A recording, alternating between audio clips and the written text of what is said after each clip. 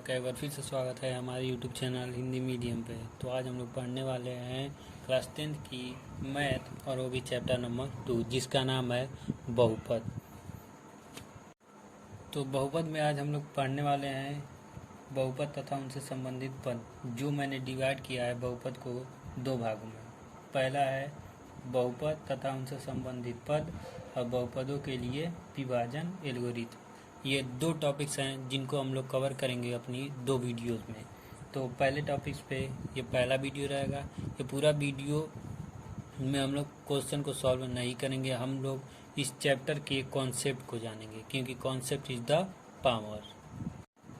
तो हमारा पहला टॉपिक ये रहा। तो जैसा कि आप लोग पिछले चैप्टर में पढ़ के आ गए हैं, बहुपद के शून्यक तथा बहुपदों के गुणनखंड का अध्ययन आपने किया है पिछले वाले चैप्टर में। इस अध्याय में हम बहुपदों के शून्यकों के ज्यामितीय अर्थ, किसी बहुपद के शून्यक का गुणांकों में संबंध देखेंगे, और हम लोग देख सकते हैं इसमें द्विघात तथा त्रिघात बहुपदों का बनना, तथा इसमें हम लोग अनेक प्रकार की चीज़ें देख सकते हैं, जैसे बहुपदों के लिए विभाजन एल्गोरिथम। ये हमारा सबसे इम्पोर्टेंट चीज़ है इस चैप्टर का। तो चलिए हम लोग शुरू करते हैं अपने बहुपद तथा उनसे संबंधित पद। तो इसमें सबसे पहले हम लोग जानेंगे कि बहुपद होता क्या है। बहुपद के बारे में हम लोग जानेंगे। तो हम यहाँ पे कह सकते हैं कि बहुपद ऐसे बीजीय व्यंजक जिनमें चर राशियाँ केवल धनात्मक तथा शून्य घात के रूप में हो, बहुपद कहलाते हैं। तो आपको इसको रटने की कोई ज़रूरत नहीं, आपको इसको समझने की ज़रूरत है, क्योंकि हम लोग इस वीडियो में कॉन्सेप्ट की बात करेंगे। इस चैप्टर का कॉन्सेप्ट क्या है, तो हम लोग देख सकते हैं, जैसे कि हम कोई बहुपद लिख सकते हैं a0 plus a1 x plus a2 x2, यहाँ पे 2 रहेगा, प्लस a3 x3। जैसे कि ये हम देख सकते हैं डैश डैश डैश यहाँ पे करके an x n, n बराबर आप कुछ भी, जैसे कि इनफाइनाइट तक आप ऐसे लिखते हुए जा सकते हैं। यहाँ पे आप देख सकते हैं, यहाँ पे जो a0 dash a1 dash a2 dash dash dash an है, ये है हमारा रियल नंबर, जो है गुणांक। क्या है? यह है हमारा रियल नंबर, मीन्स वास्तविक संख्या। रियल नंबर वास्तविक संख्या है ये, जो है गुणांक किसका? x का गुणांक है ये। और हमारा जो x, यहाँ पे एक बात का ध्यान रखें, जो लास्ट वाला टर्म है an ये बराबर नहीं होगा 0 के। ये आप लोग ध्यान रखें, ये 0 के बराबर नहीं होगा। और जो n है, n ये हमारा n है, ये हमारा नेगेटिव नहीं होगा, बस ये धनात्मक होगा। क्या होगा? ये नेगेटिव मीन्स ऋणात्मक नहीं होगा।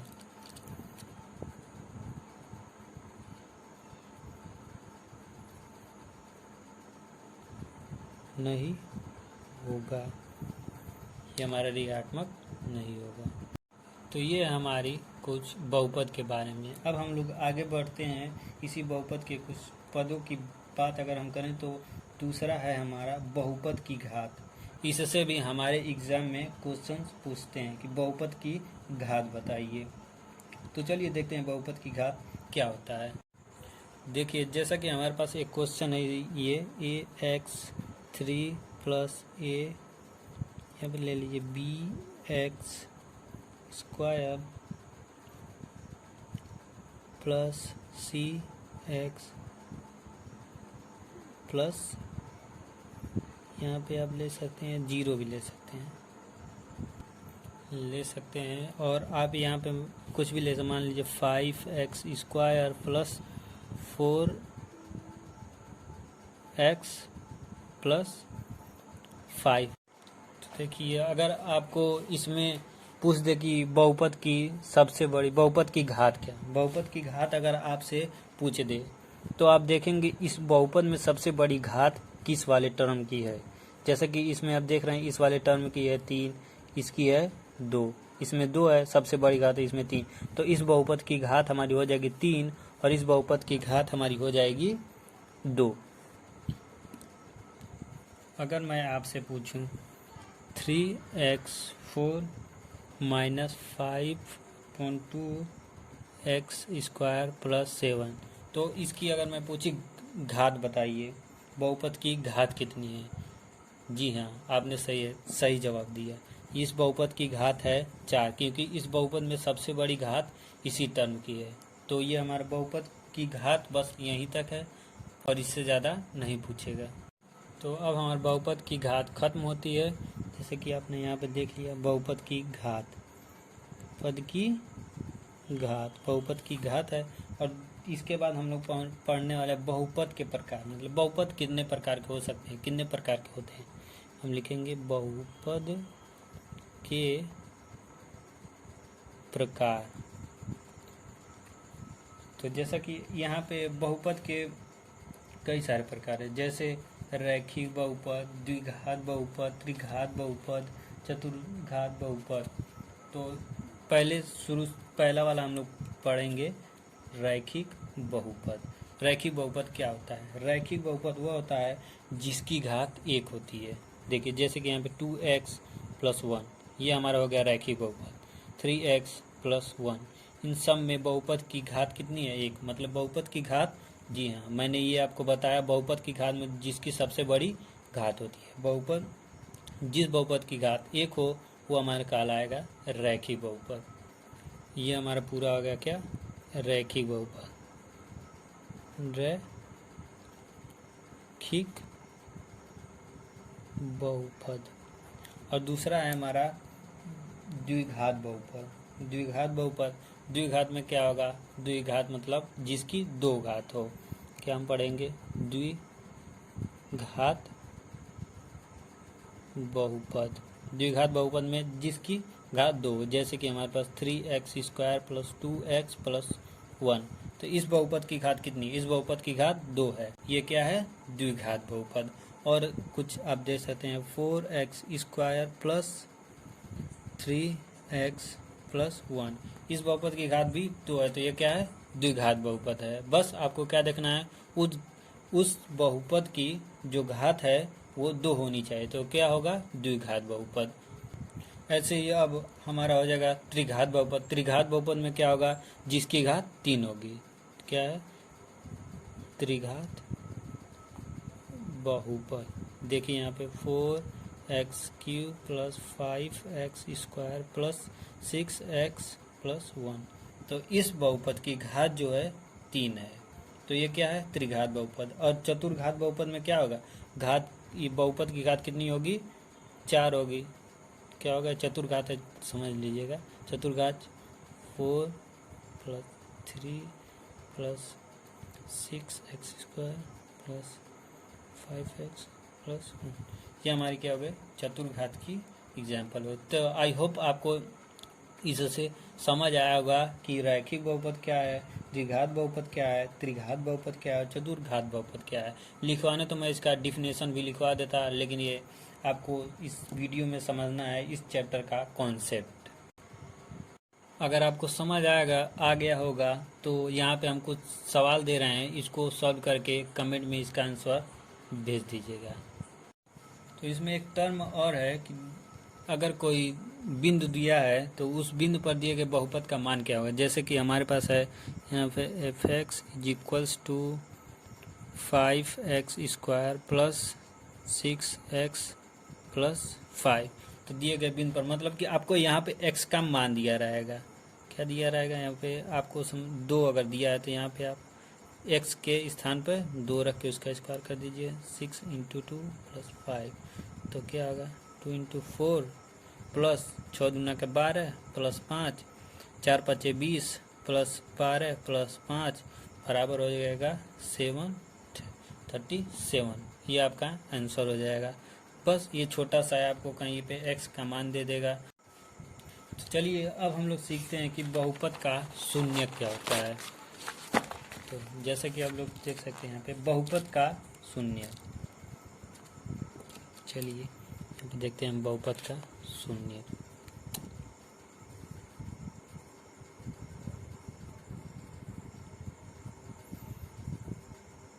के शून्यक बस मान लीजिए एक बहुपद है f(x) बराबर 2x² प्लस 3x प्लस 1, ये हमारा बहुपद है। इसको आप इस तरह भी लिख सकते हैं और आप इसको बहुपद को आप इस तरह से भी लिख सकते हैं।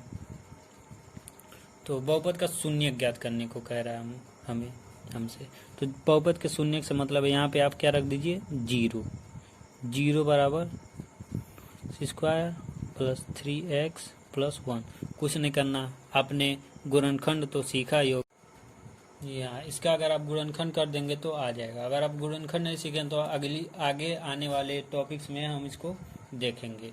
जैसा कि हमारे पास एक और है, यहाँ पे आप लिख सकते हैं px बराबर 3x प्लस 5।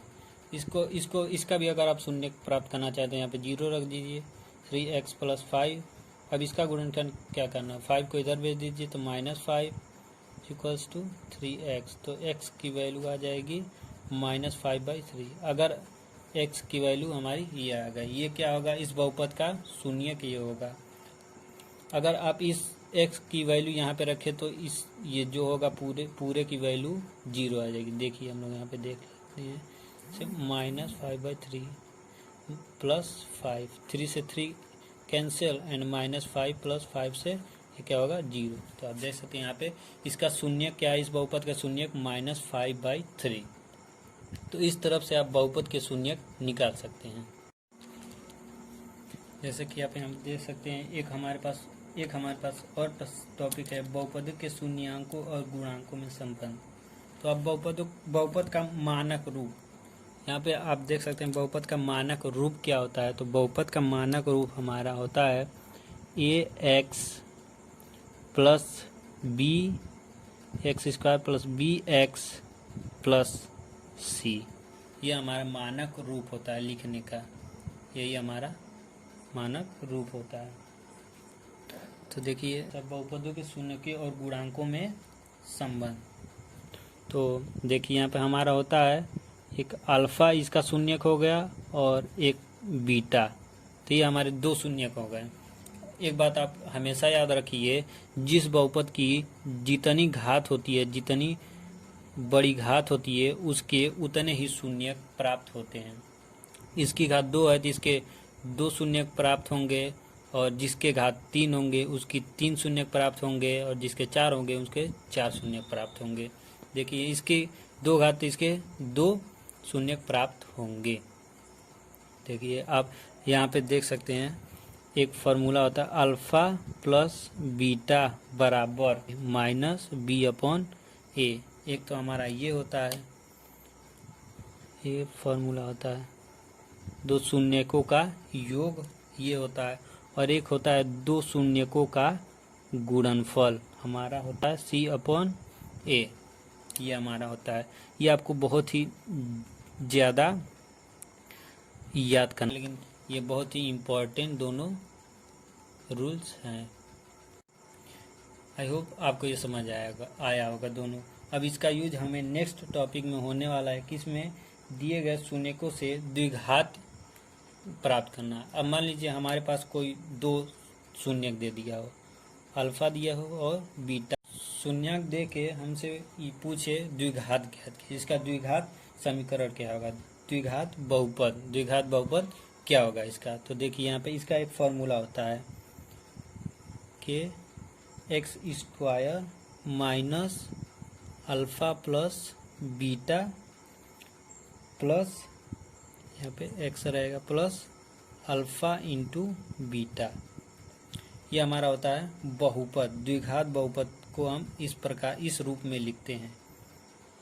यहाँ पे आप लिख सकते हैं कोई भी वैल्यू अगर आपके पास दे दी हो, मान लीजिए यहाँ पे 5 दिया हो और 6, ये अल्फा है और ये बीटा है, तो आप इसका गुणनखंड जो बहुपद द्विघात बहुपद है वो कैसे ज्ञात करेंगे। देखिए यहाँ पे k जो है वो कांस्टेंट है, k² माइनस अल्फा की जगह 5 है plus 6 into x plus 5 into 6। देखिए x² माइनस 6×5 11x प्लस 5 छक्के 30।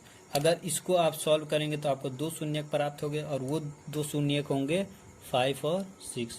आपको यकीन नहीं हो रहा है तो इसको आप सॉल्व करके देख सकते हैं। आई होप आपको ये वीडियो पसंद आया होगा। अगर पसंद आया तो हमारे चैनल को सब्सक्राइब कीजिए और हमारे वीडियोस को लाइक कीजिए और हमारे वीडियोस को ज़रूर शेयर कीजिए। एंड अभी हमारे पास दूसरा टॉपिक हमारा बाकी है, तो बचे हुए चीज़ों को हम नेक्स्ट टॉपिक में